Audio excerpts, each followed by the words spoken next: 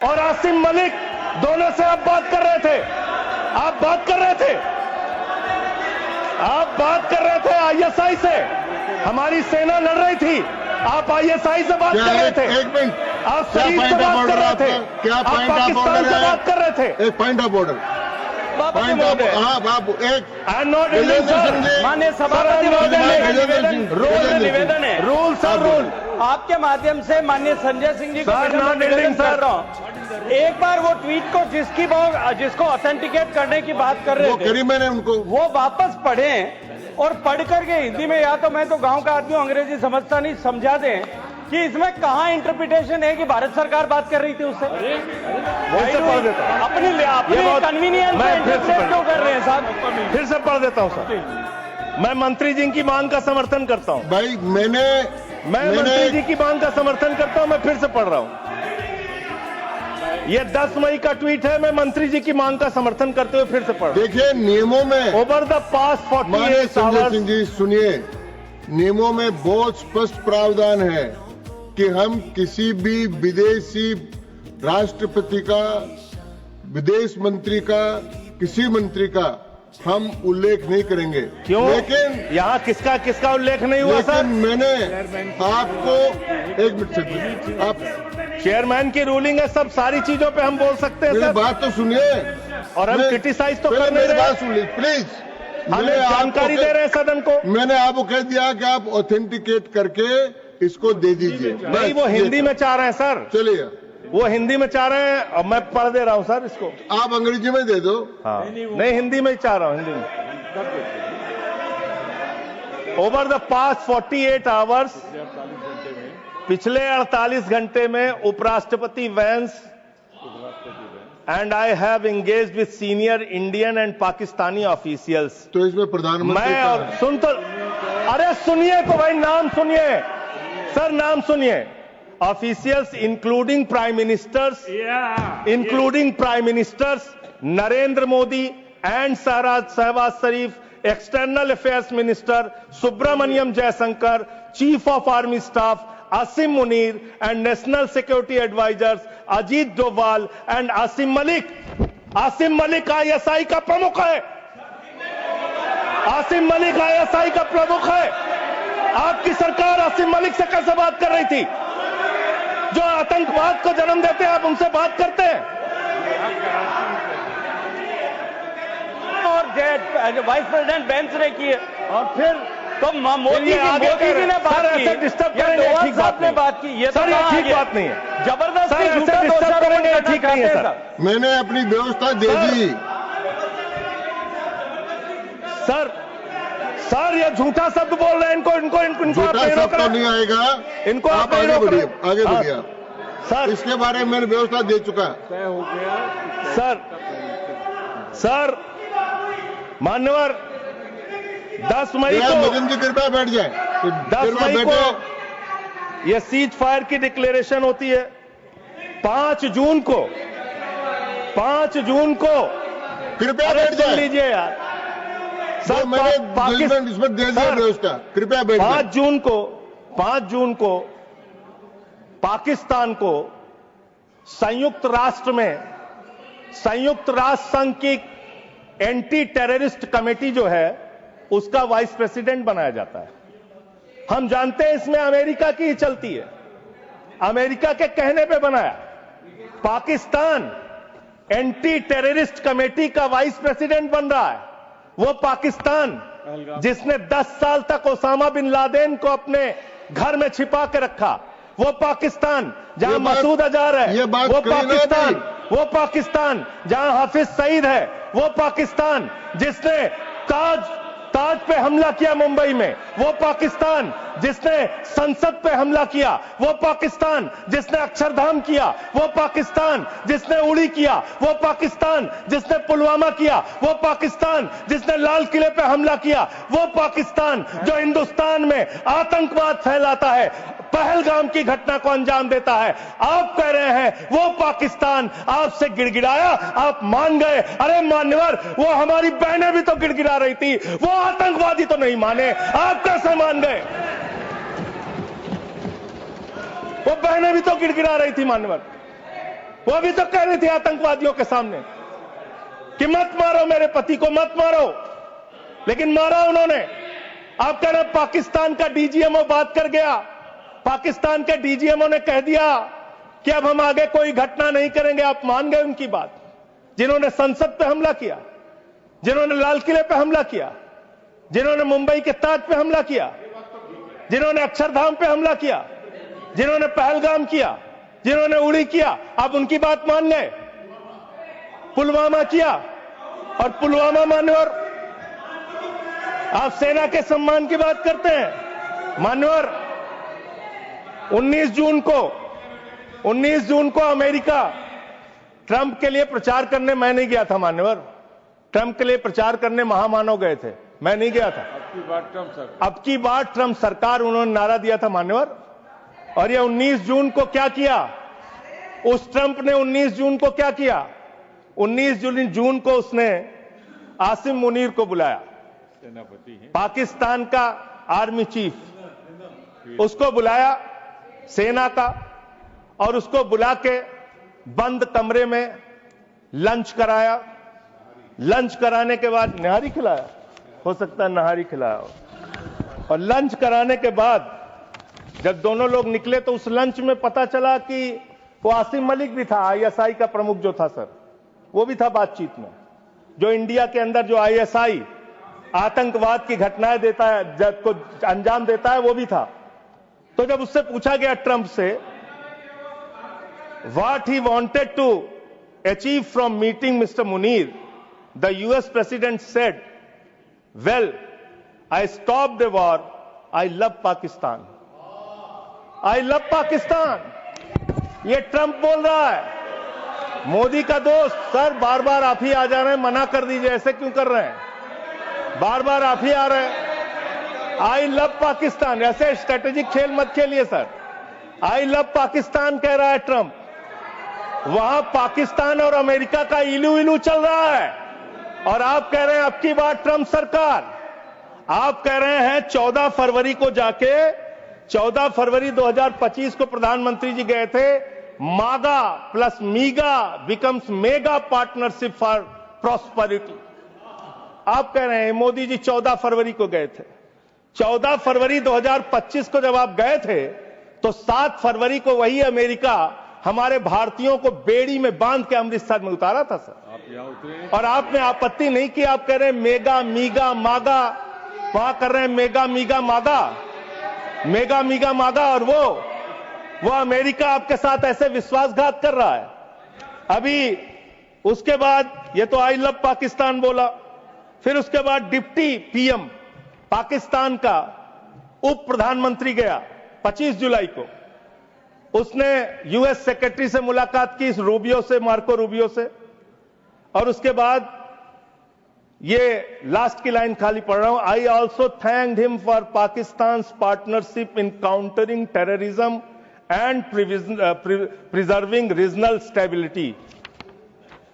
ये धन्यवाद कर रहा है, धन्यवाद कर रहा है अमेरिका का मार्को रूबियो सेक्रेटरी कह रहा है कि पाकिस्तान को हम धन्यवाद देते हैं आतंकवाद से लड़ने के लिए।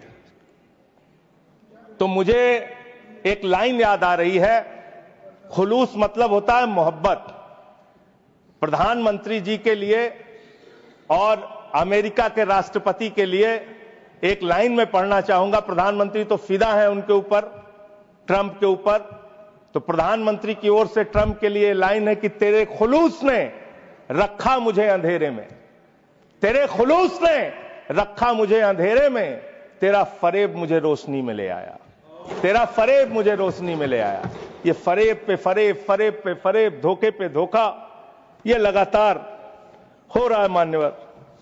मान्यवर, अब मैं एक बहुत ही महत्वपूर्ण बात आपके सामने रखना चाहूंगा। हमारी सरकार ने कहा हम अपने वीर जवानों के लिए ताली बजाएं, हमने ताली बजाया। हम उनका नमन करें, हमने नमन किया।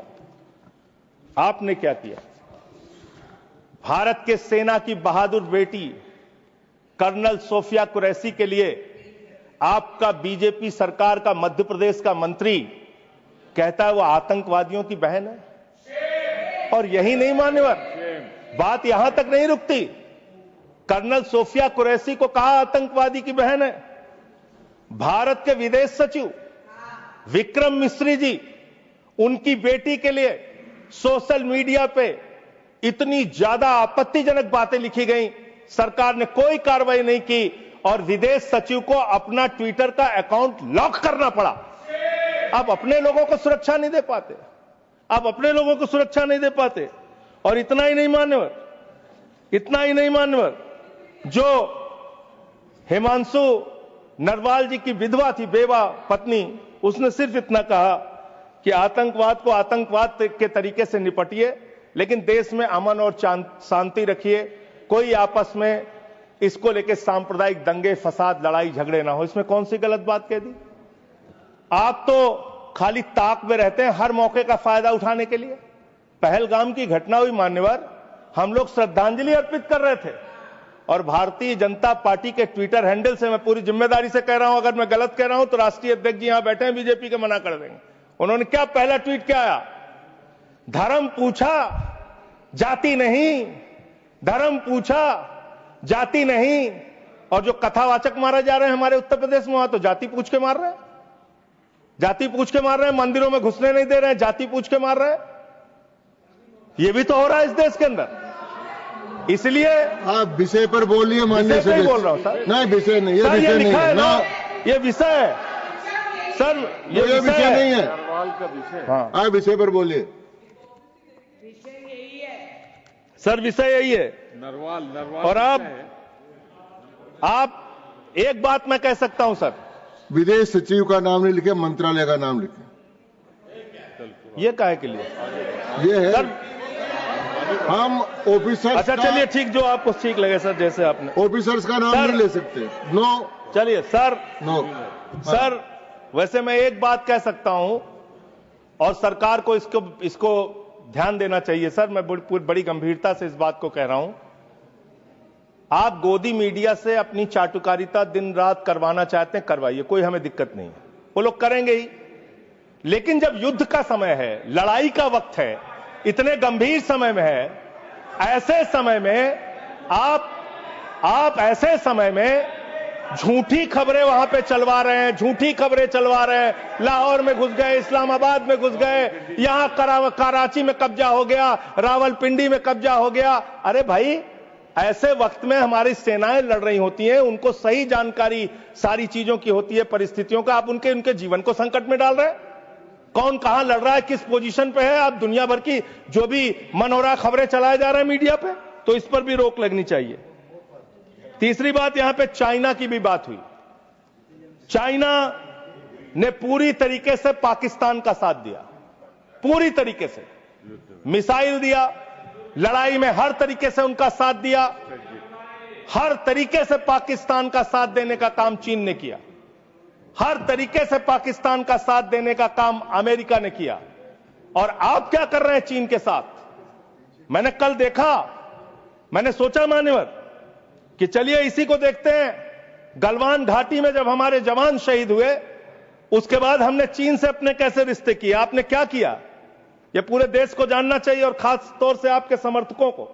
2020 के घटना के बाद, गलवान घाटी में जब हमारे जवान शहीद हुए, उसके बाद आपने 4,83,033 करोड़ रुपए का आयात चीन से किया। 2021-22 में आपने 7,10,148 करोड़ रुपए का व्यापार चीन से किया, आयात चीन से किया। 2022-23 में 8,03,533 करोड़ का आयात चीन से किया। 2023-24 में 8,38,442 करोड़ रुपए का आयात चीन से किया। 2024-25 में 9,41,718 करोड़ रुपए का आयात चीन से किया। आज चीन को लाखों करोड़, 37 लाख करोड़ रुपए पिछले 5 सालों में आपने 37 लाख करोड़ रुपए का सामान चीन से भारत में आयात किया।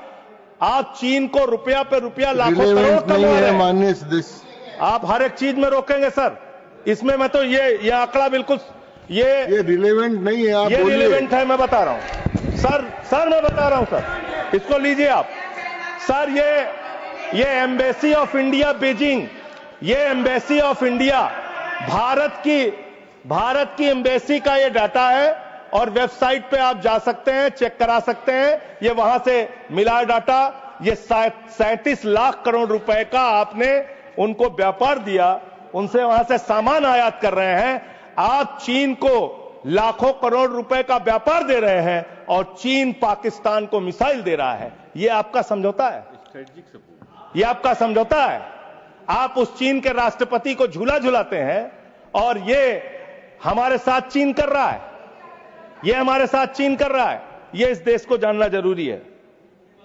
पाकिस्तान को कर्जा मिलता है IMF से, वर्ल्ड बैंक से, और ये कर्जा मिलता है लगभग 3 लाख करोड़ रुपए का कर्जा उनका सैंक्शन हो चुका है, मिल जाएगा।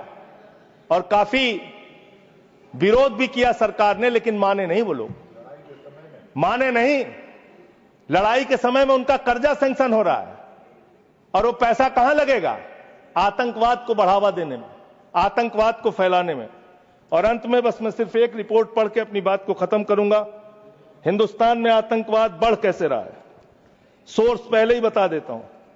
क्वेश्चन नंबर 2802 लोकसभा, दिनांक 18 मार्च 2025।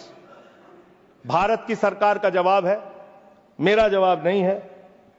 इस क्वेश्चन में पूछा गया गृह मंत्रालय से कि हिंदुस्तान में कितने ड्रग्स पिछले 5 साल में पकड़े गए। इसका तो क्या संबंध है इस चर्चा से? सर अब आप इसको भी नहीं मानेंगे, सर अब आप इसको भी नहीं मानेंगे।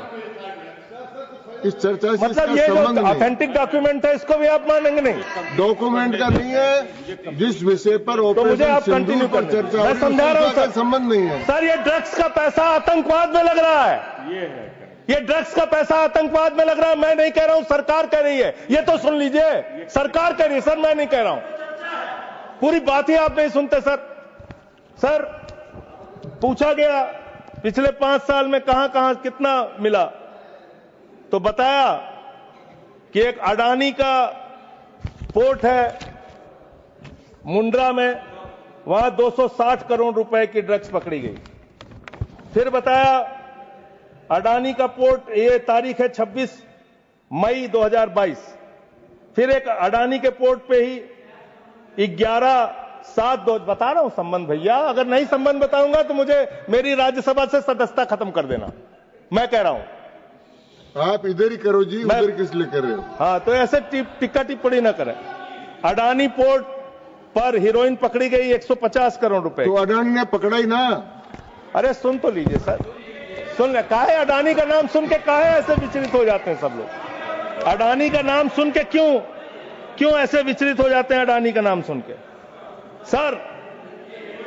और ये जो पकड़ा गया, तो जिसमें जो लोग गिरफ्तार हुए, इसका भारत की सरकार ने अपोज किया, करना भी चाहिए। NIA ने किया, संजय सिंह ने नहीं किया, NIA ने करना चाहिए, किया इन्होंने। और जब विरोध किया तो ASG महोदय ने सुप्रीम कोर्ट में कहा, NIA ने सुप्रीम कोर्ट में कहा, अडानी के पोर्ट से 21,000 करोड़ रुपए की ड्रग्स पकड़ी गई है जो आतंकवाद में लगती है। यह है सर, यह सारा पेपर मैं आपको दे रहा हूं। इस देश के अंदर पाकिस्तान से, अफगानिस्तान से हजारों करोड़ का ड्रग्स आएगा और इसी देश में आतंकवाद फैलाया जाएगा, अडानी के पोर्ट पर पकड़ा जाएगा। अडानी कौन है? भारत के प्रधानमंत्री का सबसे करीबी व्यक्ति है। यह सवाल देश पूछना चाहता है, आप क्या करा रहे हैं देश के अंदर? इन ड्रग्स वाले मामले में जो पकड़े गए हैं, इस पर क्या कार्रवाई हुई, यह जानना चाहता है देश। समाप्त हुआ माननीय सदस्य। मान्यवर, अभी बहुत समय है सर, 35 मिनट समय है। 35 मान्यवर, 35 मिनट समय। मान्यवर, मैं अंत में एक ही बात कहना चाहता हूं। आपने कहा कि इस मामले में राजनीति नहीं होनी चाहिए। राजनीति करता कौन है? इतनी हर मामले में आप राजनीति करते हैं, हर मामले में आप राजनीति करते हैं, हर हमेशा विपक्ष को ब्लेम करते हैं, विपक्ष को देशद्रोही कहते हैं। विपक्ष को गद्दार कहते हैं। आप पूरी दुनिया में घूमते हैं, एक देश आपके समर्थन में नहीं आता, एक भी देश आपके पक्ष में खड़ा नहीं होता, लेकिन जब आपको जरूरत होती है आप कहते हैं विपक्ष के लोगों पूरी दुनिया में जाओ और भारत के पक्ष में बोल के आओ। गए विपक्ष के लोग, हमारी भी पार्टी के 2 सांसद गए और हम सरकार का पक्ष दुनिया में रख कर आए। जब भी देश पे संकट होगा हम आपके साथ खड़े हैं, लेकिन लोगों को बांटने का काम, अपमानित करने का काम और